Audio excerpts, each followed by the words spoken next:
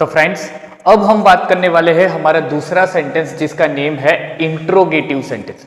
ठीक है, अब इंट्रोगेटिव सेंटेंस आपको हमने आगे ही बता दिया है कि इंट्रोगेटिव सेंटेंस क्या है। ठीक है, जहां पर आगे WH क्वेश्चन से या फिर कोई भी टू बी फॉर्म से जिस सेंटेंस की शुरुआत होती है और लास्ट में जब वो क्वेश्चन मार्क के ऊपर एंड होता है तब वो क्या होता है, इंट्रोगेटिव सेंटेंस होता है। अब इंट्रोगेटिव सेंटेंस को जैसे अभी अभी हमने असर्टिव सेंटेंस सीखा है, ठीक है, तो असर्टिव सेंटेंस जो कि डायरेक्ट इनडायरेक्ट का सबसे इंपॉर्टेंट सेंटेंस माना जाता है, तो उसका यूज यहां पर हम किस तरीके से करेंगे वो भी हमें यहां पर देखना है। तो इंट्रोगेटिव सेंटेंस अगर हमारे पास डायरेक्ट स्पीच में है तो इनडायरेक्ट स्पीच में उसे कैसे कन्वर्ट करना है, तो चलिए देखते हैं कि उसके कुछ रूल्स है। ठीक है, रूल नंबर 1 क्या है, instead of said to use asked और इंक्वायर्ड ऑफ। ये हमने देख लिया था कि जब हम चेंज नंबर 1 और चेंज नंबर 2 देख रहे थे, राइट, कॉमन चेंजेस जो थे वहां पर जब हमने देखा था तो देखा था कि रिपोर्टिंग वर्ब के तौर पे जो सेड टू यूज होता है उसकी जगह यहां पर आपको क्या यूज करना है, आस्क यूज करना है, या तो फिर आप इंक्वायर्ड ऑफ यूज कर सकते हो। कहने का मतलब यह हुआ कि दो में से कोई एक यूज करना है। ज्यादातर लोग यही प्रीफर करते हैं कि यहां पर सेड टू की जगह क्या लगाते हैं, आस्क लगाते हैं। रूल नंबर 2 क्या है, as a conjunction use if whether या फिर WH क्वेश्चन। ये यहां पर सबसे इंपॉर्टेंट चीज है फ्रेंड्स कि आपको कंजक्शन किस तरीके से लगाना है। बहुत ज्यादा ऐसे स्टूडेंट्स होते हैं जो केवल यहां पर भी उनको ऐसा लगता है कि कंजक्शन के तौर पे असर्टिव सेंटेंस में हमने दैट सीखा था तो यहां पर भी दैट लगाना है, लेकिन ऐसा नहीं है फ्रेंड्स। यहां पर आपको कंजक्शन के तौर पे दो चीजें मिलती है।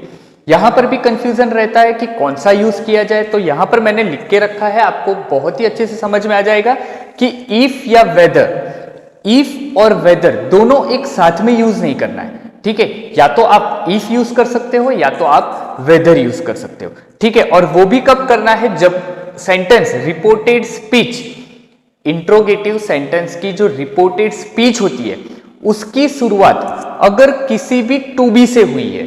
अब टू बी फॉर्म में क्या आता है, am, is, are, was, were, will, shall, इससे अगर शुरुआत होती है तो कंजक्शन के तौर पे क्या आता है, इफ या वेदर आता है। या फिर वो नहीं है, हैव है, हैज है, हैड है, डू है, डज है, डिड है, या फिर कोई भी मॉडल ऑक्सिलरी है। मॉडल ऑक्सिलरी क्या होता है कि जहां पर हम विल एक मॉडल ऑक्सिलरी के तौर पे भी काम करता है, वुड है, कैन है, कुड है, शुड है, मे है, माइट है, ऐसे बहुत सारे मॉडल ऑक्सिलरी है जिससे शुरुआत होती है। हम कुछ एग्जांपल्स अभी देखने वाले हैं तो उससे आपको बहुत ज्यादा क्लियर हो जाएगा। तो फ्रेंड्स, कहने का मतलब यह हुआ कि जब किसी भी रिपोर्टेड स्पीच की शुरुआत इससे होती है, टू बी से, हैव, हैज, हैड, तो क्या लगाना है आपको, इफ या वेदर लगाना है।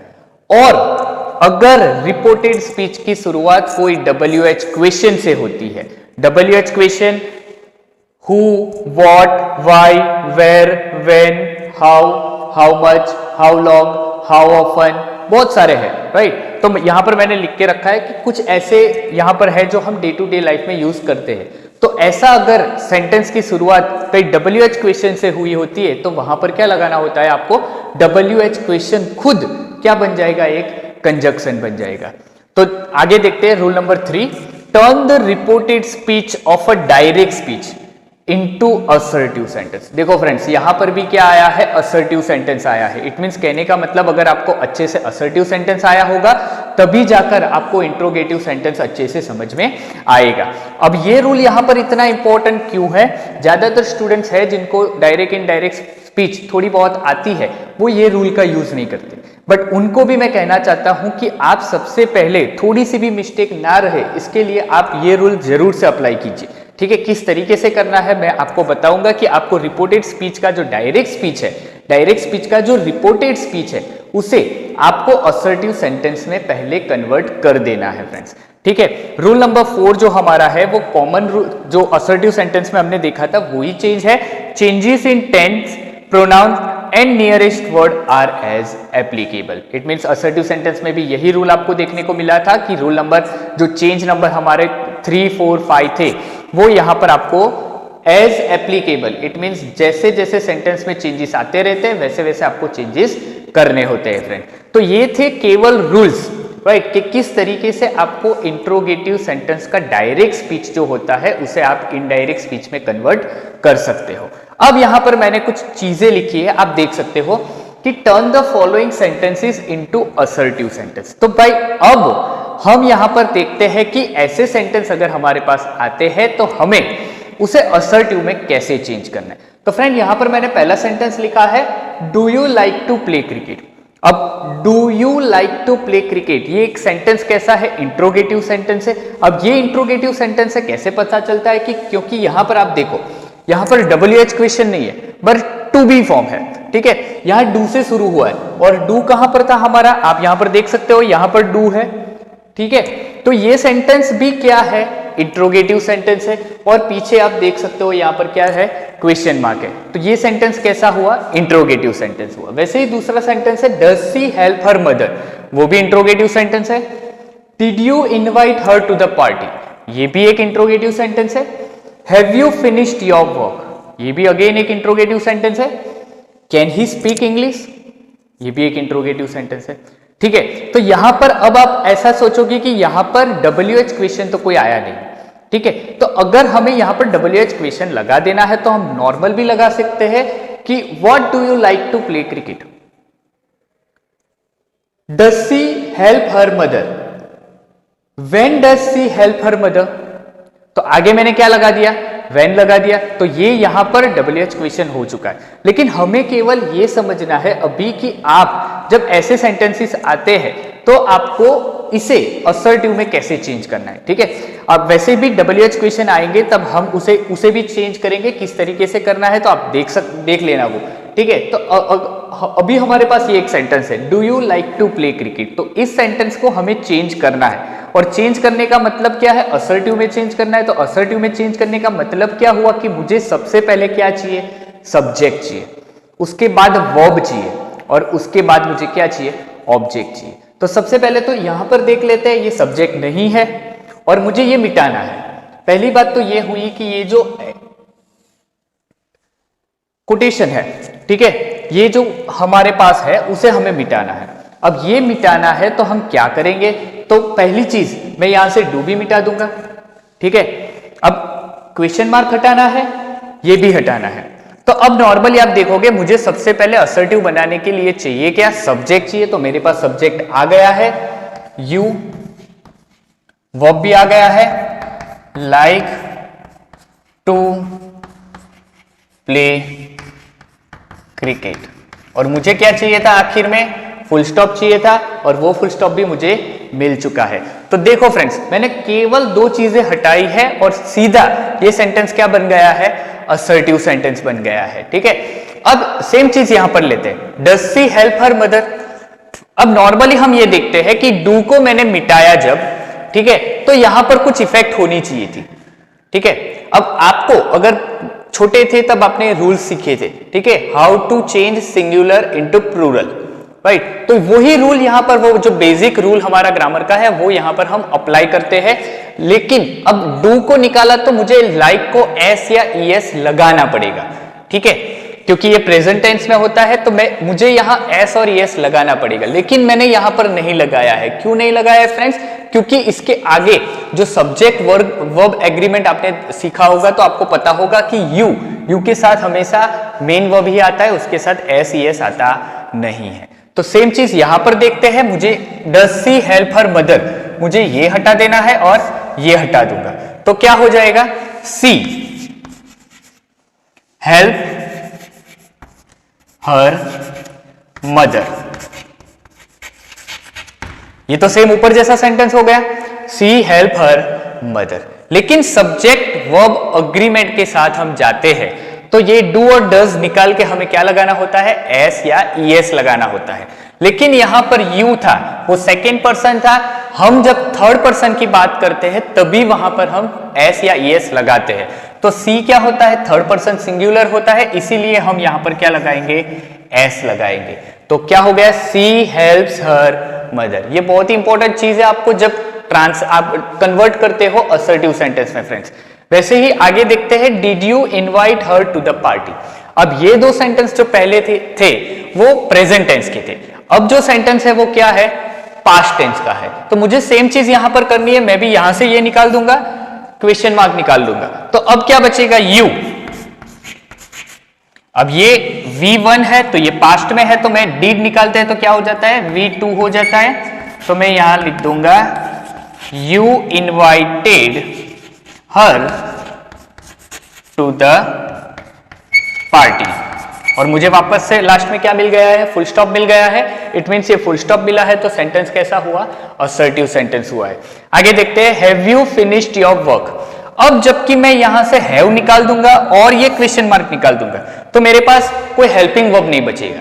तो अब मैं हैव को निकालूंगा नहीं, अब मैं क्या करूंगा, केवल ट्रांसफर कर दूंगा हैव को यहां पर और यू को यहां पर। तो क्या हो जाएगा, देखो मुझे सब्जेक्ट आगे चाहिए था, सब्जेक्ट आ गया, you have finished your work, full stop हो गया। मुझे सब्जेक्ट आगे चाहिए था, वो बीच में चाहिए था और पीछे ऑब्जेक्ट चाहिए था, उसके पीछे फुल स्टॉप, तो वैसे ही आ गया है, तो और कुछ करने की जरूरत नहीं है फ्रेंड्स। आगे देखते हैं, can he speak English. Same चीज है, कैन एक मॉडल ऑक्सिलरी है, उसे निकाल दूंगा तो हेल्पिंग वर्ब बचेगा नहीं सेंटेंस में, इसीलिए यहां से केवल मैं क्या निकालूंगा, जो क्वेश्चन मार्क है वो निकाल दूंगा और सीधा ही को कैन की जगह ले लूंगा और कैन को ही की जगह ले लूंगा। तो किस तरीके से बन जाएगा वो, ही कैन स्पीक इंग्लिश। तो हो गया friend sentence, he can speak English. अब यहां पर आप देख सकते हो कि मैंने जितने भी मेरे पास इंट्रोगेटिव सेंटेंस थे वो सभी सेंटेंसेस का असर्टिव सेंटेंस में चेंज कर दिया। फ्रेंड्स मैंने यहां पर इनडायरेक्ट स्पीच में नहीं चेंज किया, ठीक है, आप बहुत ध्यान से समझ लेना, इसे मैंने इनडायरेक्ट स्पीच में नहीं चेंज किया है, मैंने केवल उसे असर्टिव सेंटेंस में चेंज किया है। ठीक है, एक बार असर्टिव सेंटेंस में चेंज हो जाएगा, फिर उसे यूज कैसे करना है वो हम आगे देख रहे हैं कि जब सेंटेंस को असर्टिव सेंटेंस में हम चेंज कर लेते हैं तो असर्टिव सेंटेंस में चेंज करने के बाद उसको यूज किस तरीके से हमें करना है वो हम अभी देखने वाले हैं। तो आई होप सो कि यहां तक आपको बहुत अच्छे तरीके से समझ में आ गया है कि कैसे आपको यूज करना है। तो ये यहां पर थे जो इंट्रोगेटिव सेंटेंस के कुछ रूल थे, और ये रूल जब आपको अच्छे से समझ में आएंगे, याद रख लोगे, उसके बाद ही हम आगे बढ़ पाएंगे फ्रेंड्स। आगे बढ़ते हुए अब हम देखने जा रहे हैं एग्जाम्पल्स ऑफ इंट्रोगेटिव सेंटेंसेस। अब किस तरीके से एग्जाम्पल को हम डायरेक्ट स्पीच है उसे इनडायरेक्ट में कन्वर्ट करने जा रहे हैं वो देख लेना। यहां पर मैंने जितने भी सेंटेंस लिखे हैं उसके नीचे मैं रूल नंबर 3 अप्लाई करने वाला हूं। असर्टिव सेंटेंस में सबसे पहले उसे चेंज करने वाला हूं और उसके बाद हम उसे इनडायरेक्ट स्पीच में चेंज करेंगे। तो सबसे पहला सेंटेंस क्या है, the old man said to me can you help me. ये एक पूरे हम कह सकते हैं कि फुल फॉर्म में यहां पर हमें इंट्रोगेटिव सेंटेंस दिया गया है। ठीक है, यहां पर रिपोर्टिंग वर्ब भी है, यहां पर रिपोर्टेड स्पीच भी है। तो ऐसे सेंटेंस जब आपके सामने आते हैं तो आपको क्या करना है वो यहां पर देख लेना। सबसे पहले मैं क्या करूंगा कि डायरेक्ट स्पीच का जो रिपोर्टेड स्पीच है, ठीक है, उस रिपोर्टेड स्पीच को मैं असर्टिव सेंटेंस में चेंज करने वाला हूं। तो रिपोर्टेड स्पीच की शुरुआत यहां से होती है, कैन यू हेल्प मी। अगर मुझे ये जो क्वेश्चन मार्क है उसे निकालना है तो मुझे क्या करना पड़ेगा, सब्जेक्ट को आगे लेना पड़ेगा। तो सब्जेक्ट को मैं जब आगे ले रहा हूं तो क्या हो रहा है, ये you can help me, right, you can help me. मुझे फुल स्टॉप यहां पर मिल चुका है, इसका मतलब कहने का अब मैं इसे इनडायरेक्ट स्पीच में चेंज कर सकता हूं। तो बहुत ही अच्छे से रूल वाइज हम उसे स्टेप बाय स्टेप चेंज करने वाले हैं। यहां पर स्पीकर है the old man, okay, said to का हम क्या करेंगे, आस्क या फिर इंक्वायर्ड ऑफ। मैं यहां पर आस्क कर रहा हूं, अगर आप चाहो तो उसे इंक्वायर्ड ऑफ में भी कन्वर्ट कर सकते हो।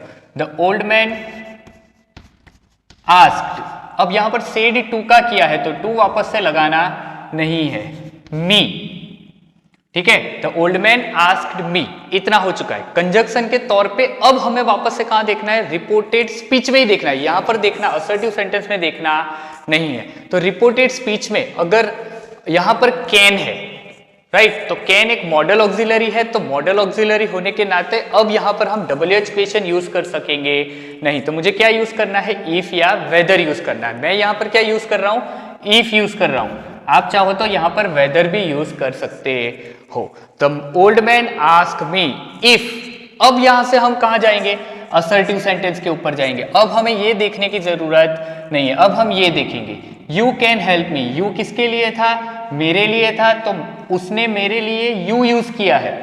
ओल्ड मैन ने मेरे लिए यू यूज किया है, लेकिन मैं खुद मेरे लिए क्या यूज करूंगा, आई यूज करूंगा, इसलिए मैंने यहां पर रख दिया है आई कैन। कैन का क्या होता है, कोड। नॉर्मल चेंजेस जो रूल अप्लाई करना है वो तो हमें अप्लाई करना ही है। रूल नंबर 4 हमारा जो था वो यहां पर हमने अप्लाई किया है। The old man asked me if I could help. अब मी, ओल्ड मैन ने खुद के लिए मी यूज किया है, तो हम ओल्ड मैन के लिए क्या यूज करेंगे, हिम यूज करेंगे। टेबल में आप देख सकते हो, यहां पर जब हमने पर्सनल प्रोनाउन का टेबल देखा था तो उसमें हमने कुछ इसी तरीके से का चेंज किया था। तो आंसर अब हमारे पास क्या आया है, the old man asked me if I could help him. तो ये अच्छा और सही सेंटेंस ये बन के बाहर आया है। दूसरा सेंटेंस देखते हैं friends, Vishal said to me where is my key. अब यहां पर देख सकते हो कि WH क्वेश्चन आया है, तो ऐसे सेंटेंस को हम कैसे चेंज करते हैं, तो ये जो डायरेक्ट स्पीच का रिपोर्टेड स्पीच है उसमें से वेयर हम हटा देंगे, ठीक है, उसे साइड पे रख लेंगे। सबसे पहले हमें क्या करना है कि वेयर है उसे हम साइड पे ले लेते। तो अब हमारे पास बचा क्या है, इज माई की, ठीक है, इज माई की। अभी भी क्वेश्चन मार्क है, मुझे ये क्वेश्चन मार्क निकालना है, मुझे ये नहीं निकालना है, मैं उसको वैसे का वैसा साइड पे रख रहा हूं, मुझे केवल इसमें से बनाना है असर्टिव।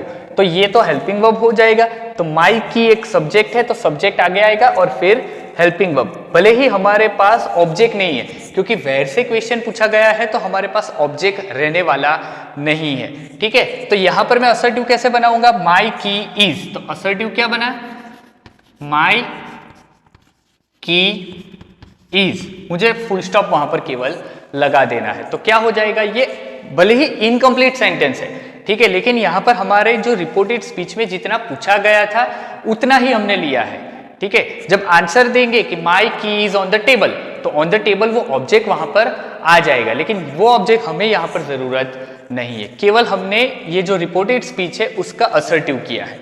अब क्या करना है, अप्लाई करना है रूल विशाल सेड टू का करेंगे आस्क्ड मी, ठीक है, विशाल आस्क्ड मी। अब यहां पर जो वेयर हमने हटाया था वो वेयर हम यहां पर ले लेंगे, क्योंकि वो एक हमारा WH क्वेश्चन है और WH क्वेश्चन खुद ही यहां पर कंजक्शन के तौर पे यूज होने वाला है। तो विशाल आस्क्ड मी वेयर, ठीक है। अब यहां पर जाने की जरूरत नहीं है, वापस से असर्टिव सेंटेंस पे आते हैं। माई की, विशाल ने मुझे पूछा कि उसकी की कहां है, तो माई उसने खुद के लिए यूज किया है, तो हम उसके लिए क्या यूज करेंगे, हिज यूज करेंगे। Vishal asked me where his key, is का क्या करेंगे, वॉज। तो हो गया आपका answer, Vishal asked me where his key was. ये है बहुत ही इजी, अगर आपको सभी रूल्स अच्छे से पता है तो इसमें कहीं पर भी आप कोई भी गलती करने वाले नहीं हो। आगे देखते हैं, Satish said to Kesar can you bring my bag. Same sentence, can you bring my bag, यहां पर कैन यू हेल्प मी था, तो इसे बहुत ही आसान तरीके से आप यहां से क्वेश्चन मार्क मिटा दोगे और यू आगे ले लोगे तो हो जाएगा you can bring my bag,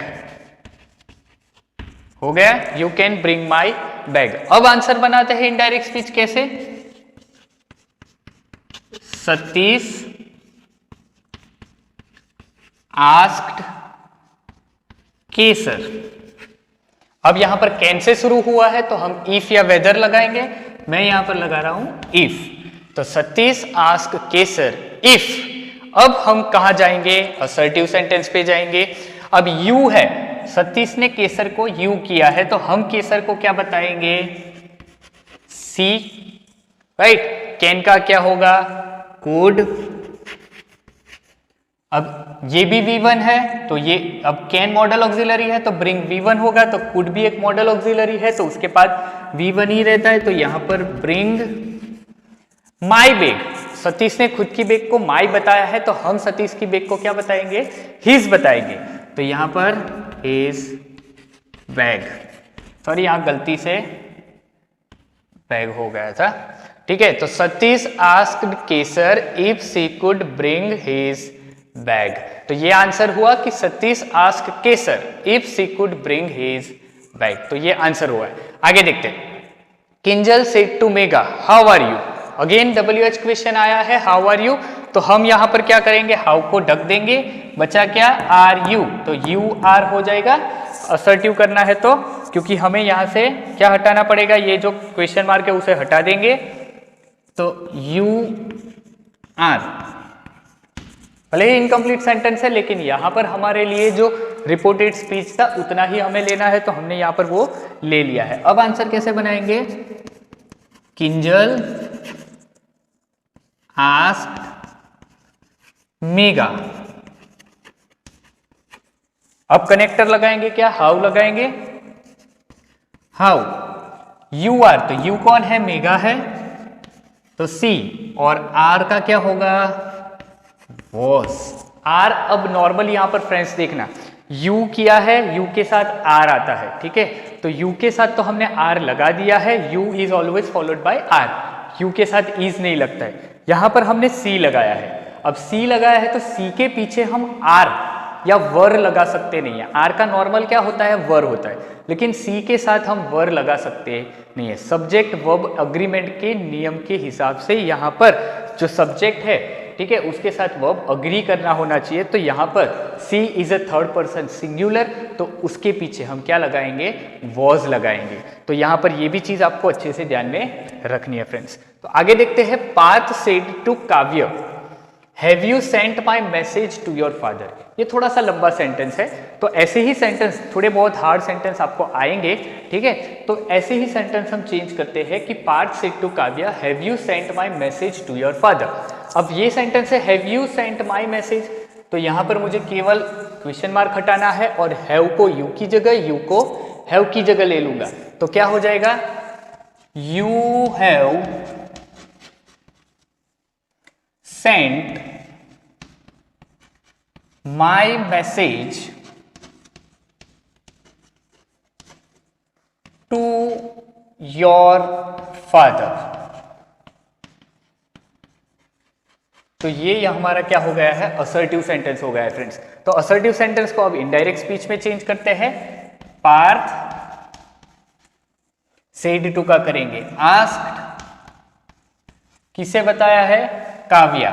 यहां पर एक लड़की के तौर पे हमने काव्या लिया है, ठीक है, लड़का नहीं है ये, तो पार्थ आस्क्ड काव्या। अगेन यहां पर हैव था, राइट, तो ये हैव है, तो यहां पर हम क्या लगाएंगे, WH क्वेश्चन नहीं है, तो कंजक्शन के तौर पे हम क्या लगाएंगे, इफ लगाएंगे। तो पार्थ आस्क्ड काव्या इफ।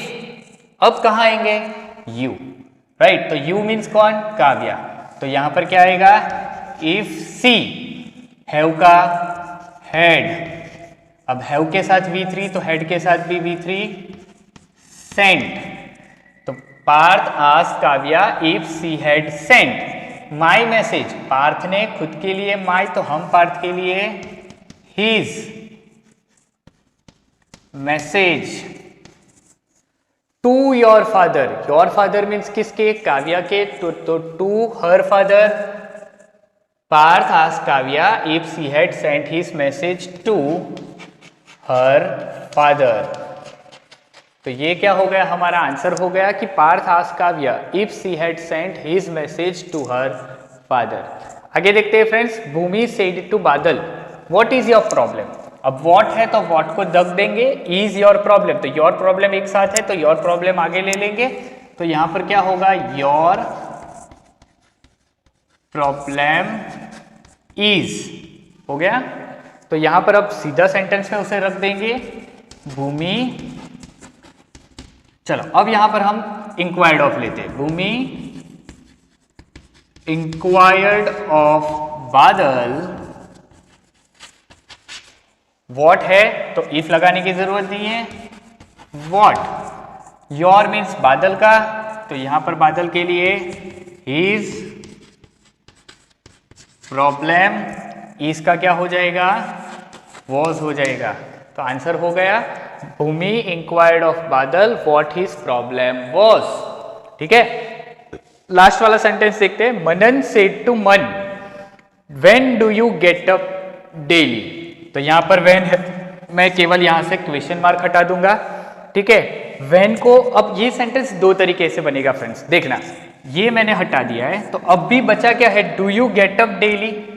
अब जबकि मैं व्हेन को ढक रहा हूं, फिर भी ये सेंटेंस तो कैसा रह रहा है, इंट्रोगेटिव ही रह रहा है, क्योंकि do you get up daily, तो डू तो यहां पर है, हमें तो असर्टिव सेंटेंस चाहिए, तो हमें सब्जेक्ट आगे लेना पड़ेगा, लेकिन यहां पर तो सब्जेक्ट है नहीं, तो डू है, ठीक है। तो मैं क्या करूंगा, अब देखो कि मनन सेड टू मन है, मैंने केवल यहां से डू भी मिटा दिया, तो यू गेट अप डेली मेरे पास बचा है, क्या बचा है, you get up daily, full stop आ गया मेरे पास।